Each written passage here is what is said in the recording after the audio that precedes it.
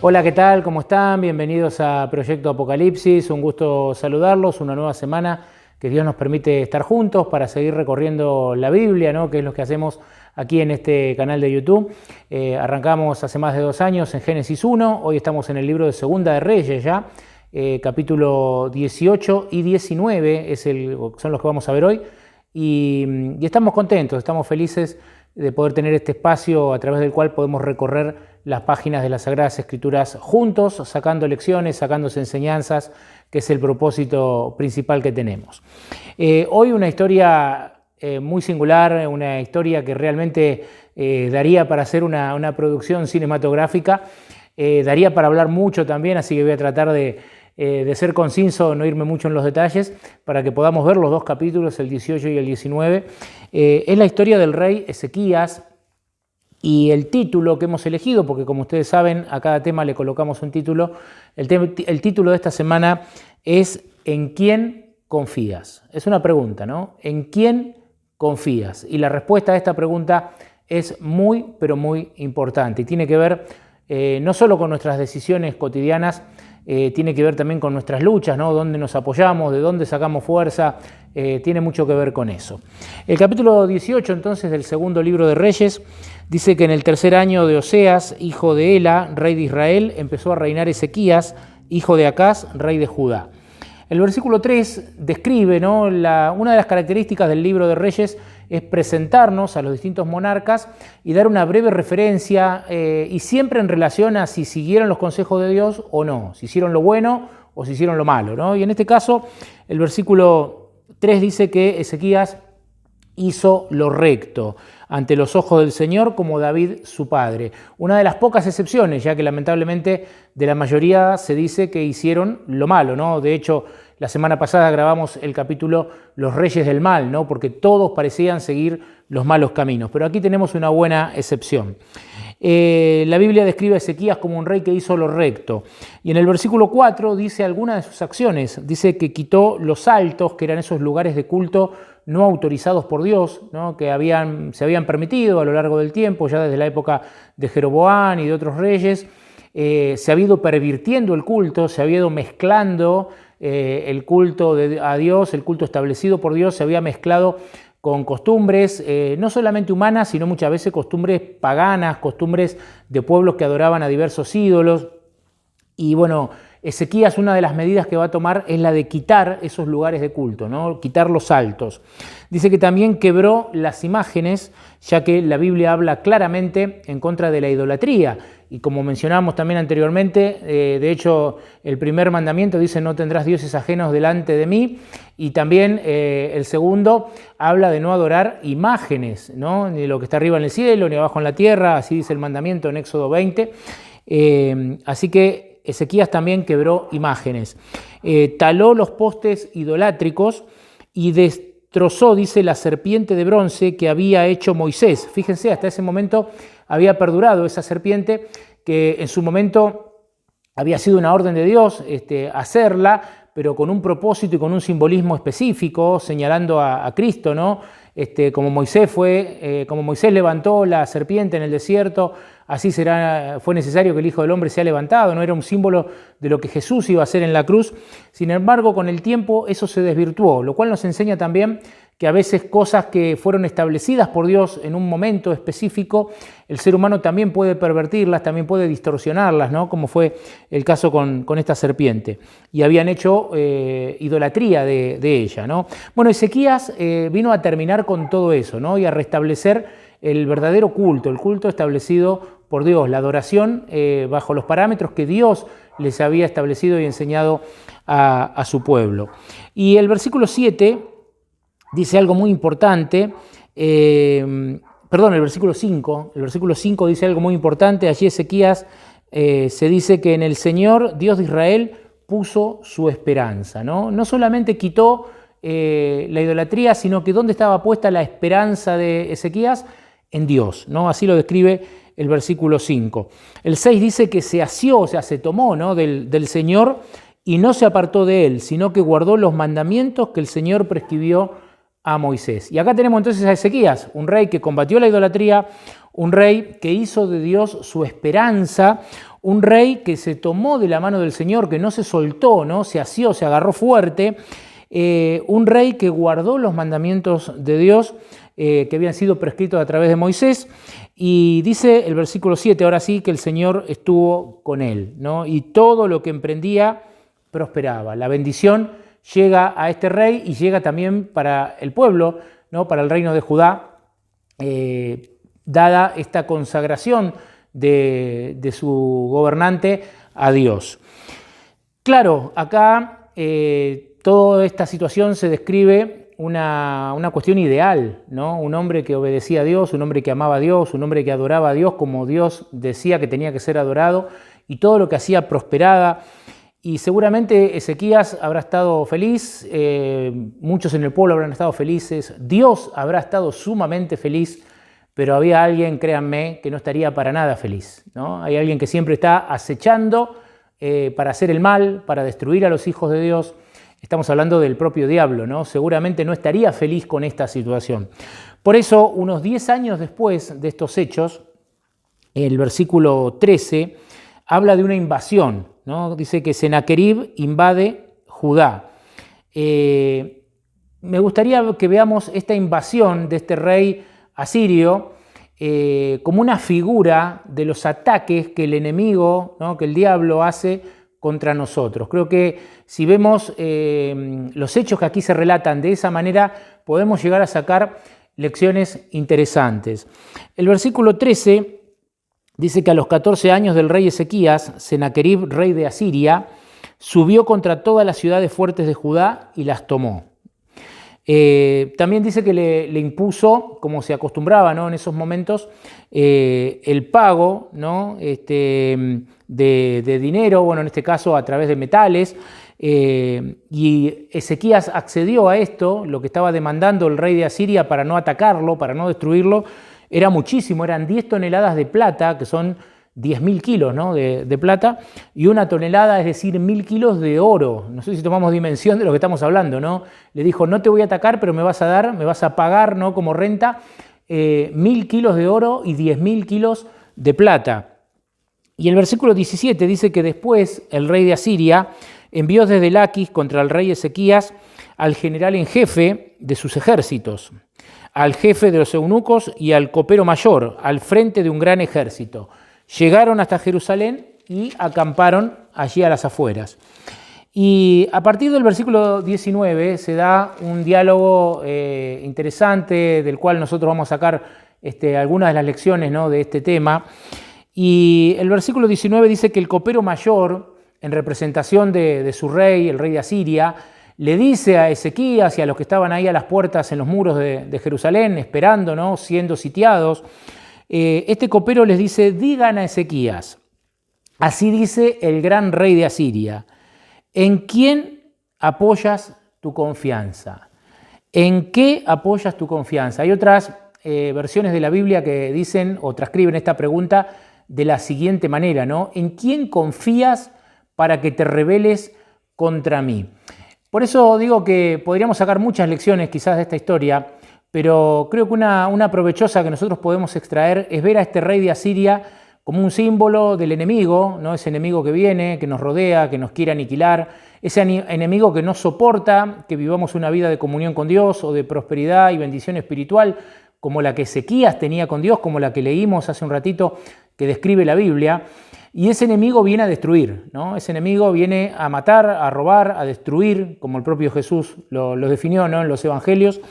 Y ese enemigo llega y le dice a Ezequías, ¿en quién confías para que te rebeles contra mí? ¿No? Y ese enemigo llega y nos dice a nosotros, ¿en quién confías para rebelarte contra mí? ¿No? Porque cuando uno dice que es cristiano, cuando uno manifiesta ser cristiano, está haciendo una declaración, ¿no? Está haciendo una declaración de principios, está haciendo una elección, está diciendo yo quiero vivir la vida como Cristo enseñó, yo quiero vivir la vida que Dios quiere que viva.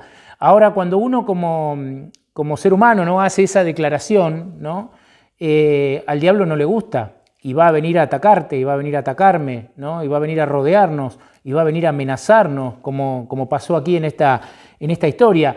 Y tranquilamente el enemigo podría decirnos, cuando viene, ¿no? con su poder, ¿en quién confías? ¿Quién te va a salvar de mí? ¿No? ¿En qué te apoyás para querer desafiar mis dominios? ¿No? Porque ustedes saben que el enemigo, así lo describe la Biblia, se describe como el príncipe de este mundo. Él cree que tiene derecho, ¿no? Jesús murió para salvarnos, para rescatarnos y para recuperar también el cetro, ¿no? Para recuperar el reino que el diablo quiso arrebatarle en esta tierra.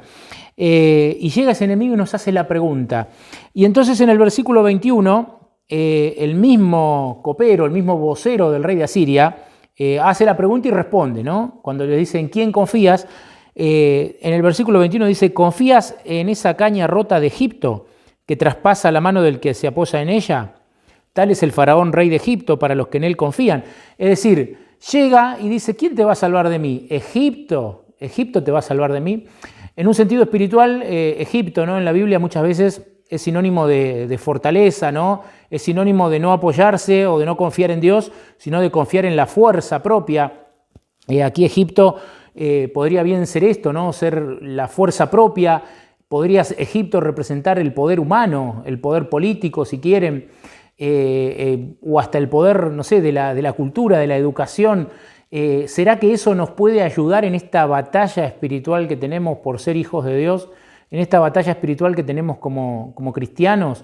¿Será que si nos rebelamos contra el autoproclamado príncipe de este mundo, podemos apoyarnos en eso para enfrentarlo?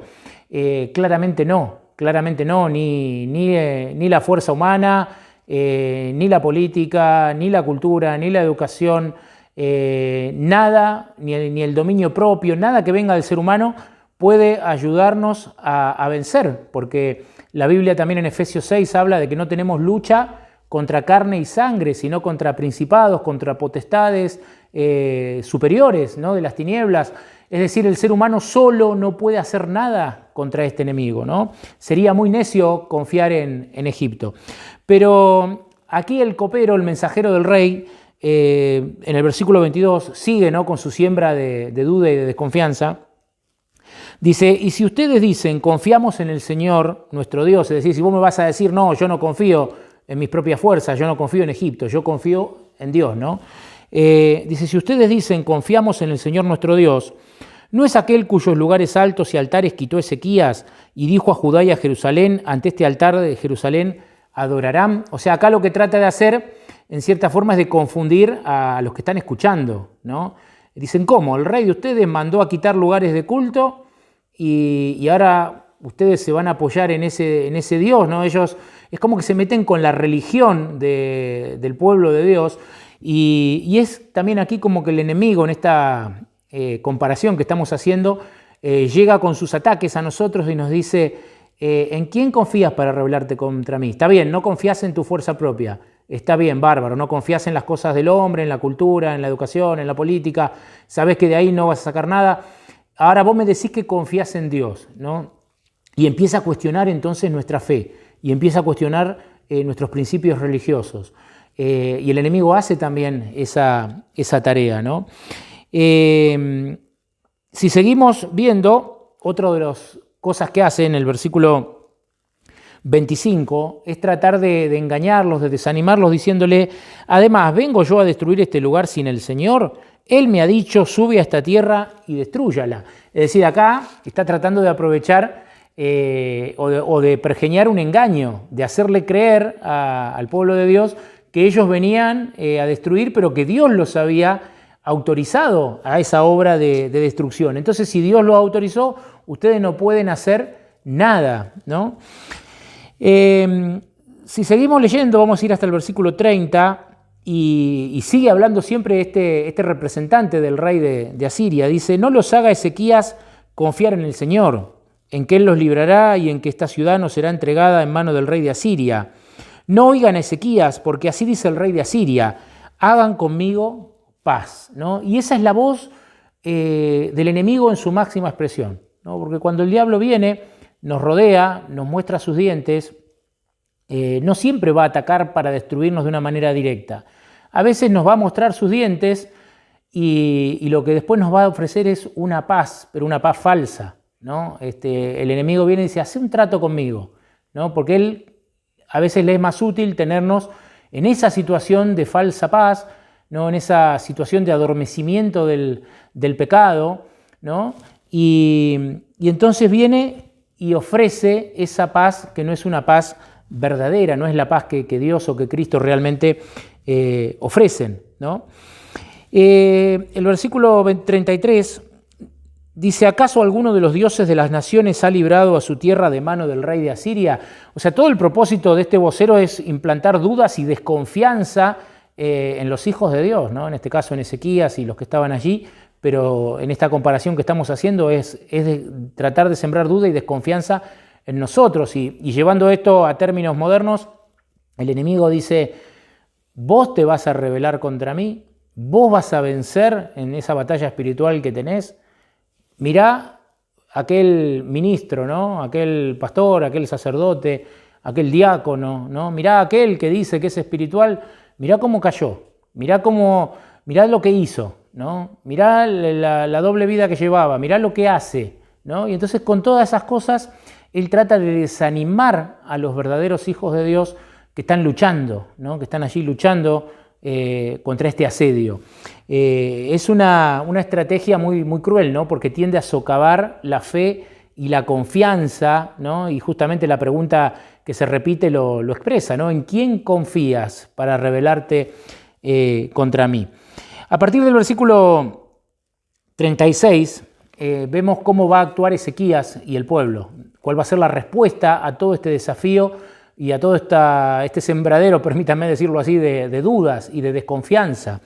Y viendo cómo actúa Ezequías y el pueblo, vamos a sacar también algunas lecciones de cómo nosotros podemos actuar, ¿no? En esta lucha que también tenemos, ¿no? En esta lucha personal que tenemos, en este asedio personal que sufrimos, ¿no? El versículo 36 dice que el pueblo calló. No le respondieron palabra porque el rey había dicho: no le respondan. Y aquí la primera gran lección: no tenemos que entrar en diálogo con el enemigo, ¿no? Cuando el enemigo viene con sus amenazas, cuando el enemigo viene sembrando desconfianza, cuando el enemigo viene sembrando dudas, no tenemos que entrar en ese diálogo. El Hijo de Dios no debe entrar en ese diálogo, ¿no? Y esto es lo que hace Ezequías, lo que hizo el pueblo por mandato de él, y es el mejor consejo que nosotros podemos recibir, ¿no? Al ver qué cosas hicieron ellos. El versículo 2 dice que envió, está hablando de Ezequías, ¿no? Al mayordomo y a los ancianos vestidos de saco, es decir, vestidos de luto, al profeta Isaías, hijo de Amós. O sea, primera acción, no responderle al enemigo. Segunda acción, ir al profeta, ir a ver qué decía Dios, ¿no? Esta es la gran enseñanza de Ezequías. Ezequías no responde, le manda a su gente que no responda, y lo primero que Ezequías hace es ir a consultar al profeta Isaías, el hombre de Dios, ¿no? En ese momento, con lo cual estaba yendo a consultar a Dios, a ver qué dice Dios, ¿no? de todo esto. De paso, es la primera vez aquí en el libro de Reyes que se menciona al profeta Isaías, ¿no? El versículo 5 dice que fueron pues los siervos del rey Ezequías a Isaías, y él dijo: así dice el Señor, no temas. Esa hermosa frase que aparece tantas veces en la Biblia en situaciones de conflicto, en situaciones de desánimo: no temas, no tengas miedo, ¿no? Esa palabra que tantas veces repitió Jesús durante su ministerio aquí en la tierra, ¿no? Porque cuando él llegaba decía: no teman, no tengan miedo, no estén inquietos, no estén alborotados, ¿no? El versículo 7 dice: voy a poner en él un espíritu, oirá un rumor y volverá a su tierra, y allí lo haré caer a espada, ¿no? Es decir, Dios le está prometiendo liberación y victoria a su pueblo. El versículo 10 insiste con la jactancia del jefe asirio, ¿no? Que dice: así dirán a Ezequías, rey de Judá: no te engañe tu Dios, en quien tú confías, para decir: Jerusalén no será entregada en mano del rey de Asiria. Tú has hecho lo que han hecho los reyes de Asiria a todas las tierras. Tú has oído lo que han hecho los reyes de Asiria a todas las tierras, destruyéndolas, y escaparás tú, ¿no? Nuevamente esa siembra de temor, de desconfianza. Y el versículo 14 sigue con las acciones de Ezequías, ¿no? Es Ezequías que no respondió, es Ezequías que buscó al profeta, es Ezequías que buscó el consejo de Dios. Ahora en el versículo 14 dice que tomó la carta de los embajadores, ¿no? Esa carta con amenazas, con dudas, y después, dice de leerla, subió a la casa del Señor y la extendió ante él, y Ezequías oró, ¿no? ¿Qué hizo Ezequías con esas cartas amenazantes de los embajadores? Las llevó a la casa del Señor, las puso en la presencia de Dios y oró. ¿En quién confiaba Ezequías? ¿No? La pregunta de hoy es, ¿en quién confías? Y si vos y yo como cristianos, ¿no?, en nuestras luchas cotidianas contra las fuerzas del mal, porque así es, ¿no? Cada cristiano lucha contra las fuerzas del mal, a veces fracasamos, a veces caemos, porque estamos cerrando en dónde ponemos nuestra confianza. La fuerza no va a salir de Egipto, la fuerza no va a salir de ningún otro lado más que de Dios, ¿no? Solamente Dios puede darnos la victoria sobre este enemigo, porque Dios es más poderoso que este enemigo, ¿no? Y por eso el Hijo de Dios nunca debe temer, porque Dios es mucho más poderoso que este enemigo. Si seguimos en el versículo 17, ahí tenemos la oración de Ezequías. Dice: es verdad, Señor, que los reyes de Asiria han destruido a las naciones y sus tierras, y que echaron al fuego a sus dioses, porque ellos no eran dioses. Versículo 19, ahora, Señor Dios nuestro, sálvanos, te suplico, de su mano, para que sepan todos los reinos de la tierra que solo tú eres Dios, ¿no? A la confesión de Ezequías, que dice: a los demás no los salvaron sus dioses porque no eran dioses, pero vos sos Dios, vos sos el creador de todas las cosas, para vos nada es imposible, vos podés salvarme, ¿no? Eso es que con toda confianza, ¿no? Ezequías se extiende en oración delante de Dios con toda sinceridad y le plantea esto. El versículo 20 dice que entonces Isaías, hijo de Amós, envió a decir a Ezequías: así dice el Señor, Dios de Israel, ¿no? Y aquí está la respuesta de Dios. Versículo 22 del capítulo 19. ¿A quién has injuriado y blasfemado? ¿Contra quién has levantado tu voz y tus ojos? Acá le habla a Siria, ¿no? Y responde: contra el Santo de Israel. Acá es Dios el que toma el conflicto en su mano y le dice a Siria: vos no injuriaste, vos no blasfemaste contra Ezequías ni contra mi pueblo, vos esto lo hiciste contra mí, ¿no? Y Dios hace suyo el conflicto. Y ahí está la garantía de que este enemigo iba a ser despedazado, ¿no? En el momento en que Dios hace suyo el conflicto. Por eso, en nuestra lucha espiritual que tenemos todos los días, es clave que nosotros hagamos esto mismo, ¿no? Que vayamos a Dios en oración, que con total sinceridad le hablemos y que pidamos su ayuda, y Dios va a hacer suyo nuestro conflicto, y Dios va a obrar por nosotros, y Dios va a obrar a favor de nosotros, y va a despedazar a ese enemigo, como vamos a ver ahora brevemente en el final de la historia de hoy, ¿no?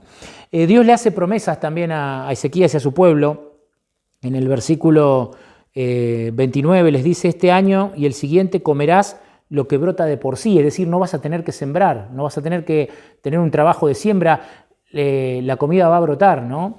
Y el tercer año recién sembrarán, ¿no? Después el 31 dice: porque de Jerusalén saldrá un remanente. Acá había una promesa: no se van a morir hoy, no los va a exterminar el rey de Asiria, sino que de Jerusalén va a salir un remanente. En el versículo 34 dice: yo ampararé a esta ciudad para salvarla, por amor a mí y a mi siervo David, así dice Dios.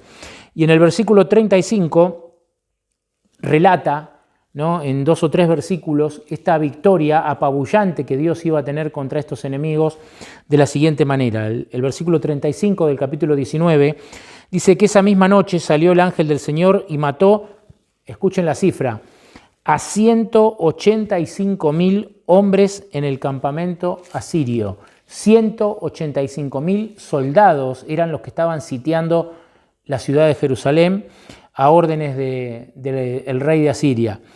El versículo 36 dice que entonces Sennacherib, rey de Asiria, se volvió a Nínive, donde se quedó.